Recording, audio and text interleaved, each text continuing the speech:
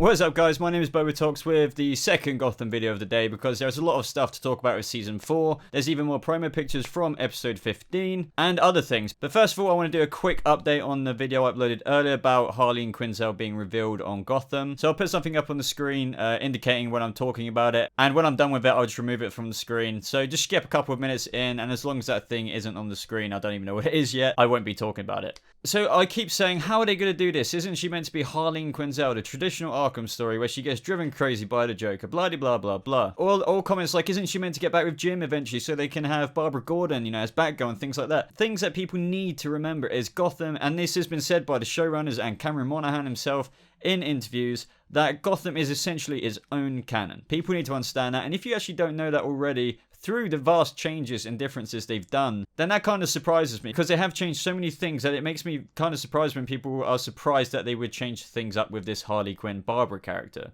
Now, is Barbara going to be the definitive Harley Quinn, you know, that we know of one day? Maybe, maybe not, but is Jerome going to be the Joker? Maybe not. Honestly, they have said, even Cameron Monaghan himself has said, like, when asked the question, is Jerome actually going to be the Joker one day? He's like, I don't know. I would like to see it go that way, but it's actually genuinely not confirmed. What people really need to sort of embrace here is that these are the proto, you know, Joker and proto Harley Quinn is where they were teasing that they were going with Barbara's character. Proto being like the earliest or like the earliest form of, you know, that character, not necessarily meaning it's going to be the cliche traditional Harley Quinn and Joker characters in the future. For example, the showrunners of Gotham were like, be right back, you know, we were gonna behead Jerome. I mean, that's exactly what I mean, guys.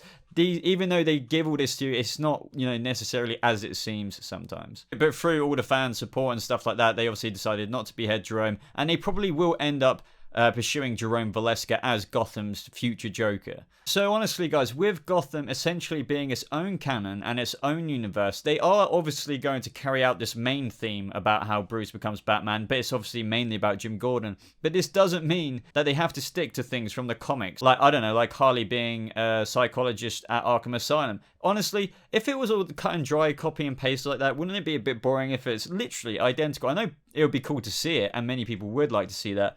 So what the TV show are trying to do is honestly convey a sense of difference in this version of Gotham. Like, for example, this version of Harley, or at least this earliest version of Harley, or maybe the character that might become Harley Quinn, with or without her name one day, will be older than Jerome's Joker. She was clearly driven to the edge of sanity in a very Harley Quinn-esque way through Barbara's character development through season 1 to 3. I mean, she has been through a lot. There is, you know, it's exactly as Danny Cannon said. And I quote, we are doing the same thing with Barbara, as in, like, if we take her to the very edge of that character, the sanity of that character, what would emerge afterwards? So it is different, guys.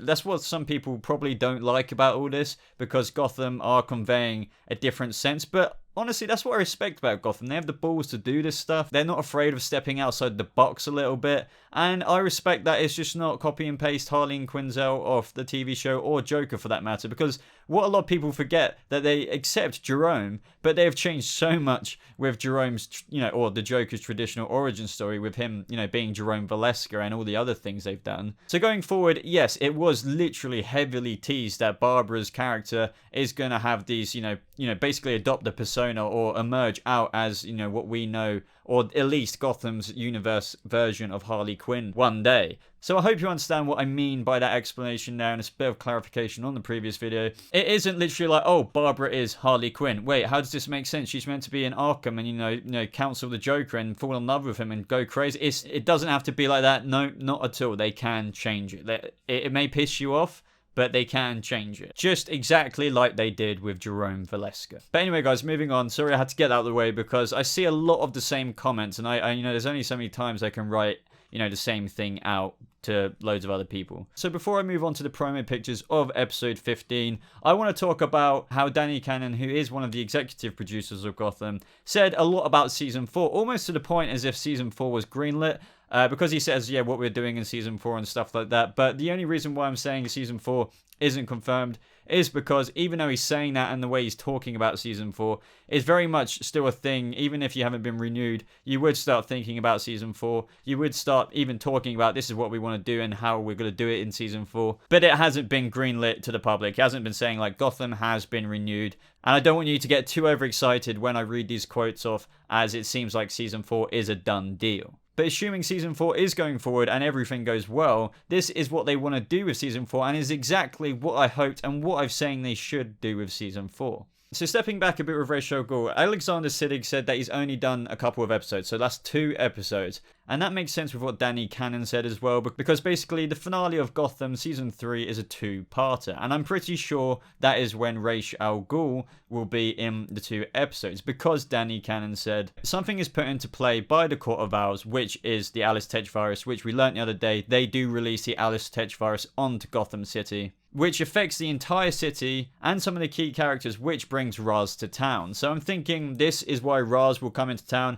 and in those last 2 episodes, that is when, we will see Alexander Siddig himself playing Ra's al Ghul. But before that, it's all going to be about Bruce learning with that mentor, and maybe we might get a little cameo from Ra's al Ghul, like in the trailer with that really blurred out face. But as for when we mainly see him, it will be most likely, in my opinion, in the last 2 episodes, because Danny Cannon also goes on and says it's also about the state of the League of Shadows in this point in time, and how this will follow into season 4. And talking about Bruce and Ra's, he also goes on to say that the mentor that takes Bruce through his journey, that isn't Alfred, has some really good moments with Bruce. And he explained how it's like a long, painful therapy session where somebody is forced to confront what makes them tick. But really, it's actually what holds them back. But in regards to Jonathan Crane, he said he's so fired up to revisit Jonathan Crane, Scarecrow's story. Which is where he says, we've talked about the origin of the origin. We haven't talked about his origin,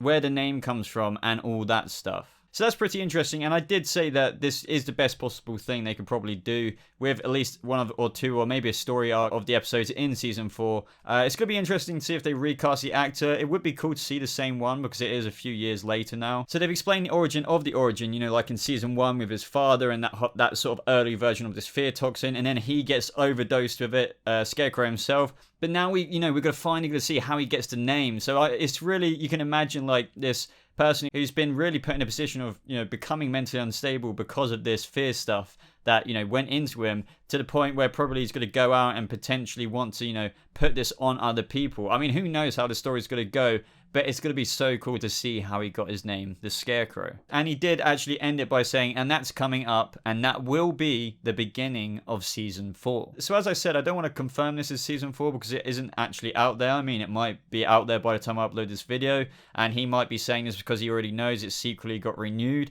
But at the same time, when you're in this position and you're a showrunner or executive producer or whatever, you do think about these things ahead of time. Like, this is how I want to do season 4 at the beginning, blah, blah, blah. Oh, it's a shame if we don't get renewed because I would have liked to have done that. Or, like, if they didn't get renewed, this is still what he would have liked to have done with season 4. And he also says they still got Clayface to do, so it'd be pretty cool, to see more expansion with Clayface's character. So yeah, if season 4 happens, it looks like it's going in a very good direction. We got Ra's al Ghul in a couple of episodes towards the end of this season. We've got a character who I won't say it is unless you want to watch my previous video about who will be becoming the proto Harley Quinn of Gotham, becoming Harley, and it'll be interesting to see if that's implemented through the Tetch virus or just their own sanity, which wouldn't surprise me for this character. And that's very Harley Quinn anyway. She went crazy without any, Alice Tetch modification originally. And then for season 4 at the beginning, we've got Scarecrow, similar to what they, did with the Mad Hatter in season 3. That would be really cool if they pulled it off that way. They've talked about how they want to explore Clayface, and it's just so more. This is what I mean. This is why Gotham is a really good show, and they've got so much more to tell. But before I actually talk about these promo photos, the synopsis has been released, so I will read that out for you. Nigma convinces himself that he doesn't need the Penguin to succeed, and begins to introduce himself to Gotham as the Riddler. Bullock and Lucius Fox get caught up in Nigma's mind games, while Gordon learns troubling news about his father's death.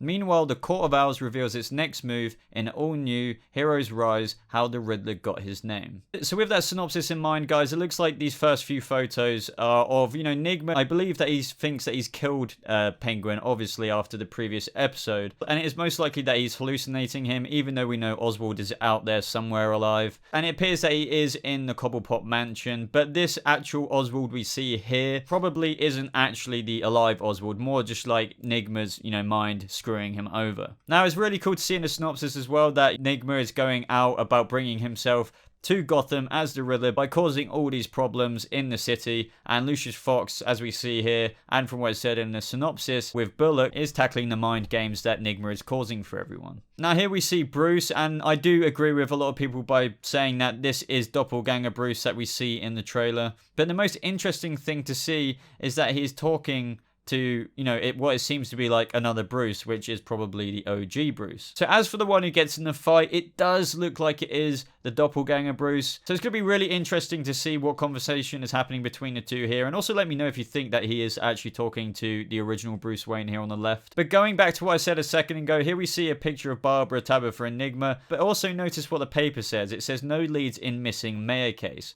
So it does suggest that, Oswald being in this episode is totally hallucinations with Enigma's mind. And as far as the city is concerned, Oswald is missing. And that is what exactly the mind games Enigma / the Riddler is doing in this episode. Through vandalizing Oswald's paintings and stuff like that with the Riddler question mark. That is probably what leads Lucius Fox and Bullock to pursue this as, an investigation for Oswald / the Riddler.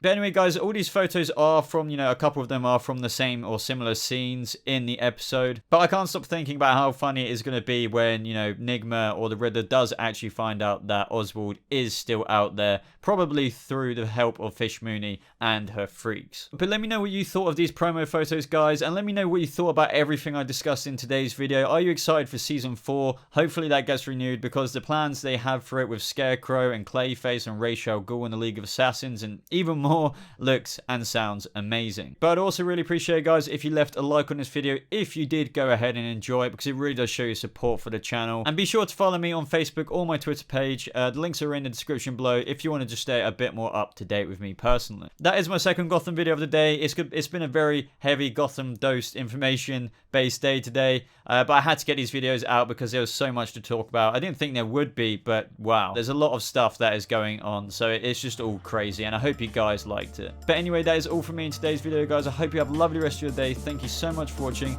and I'll see you in the next video. Goodbye.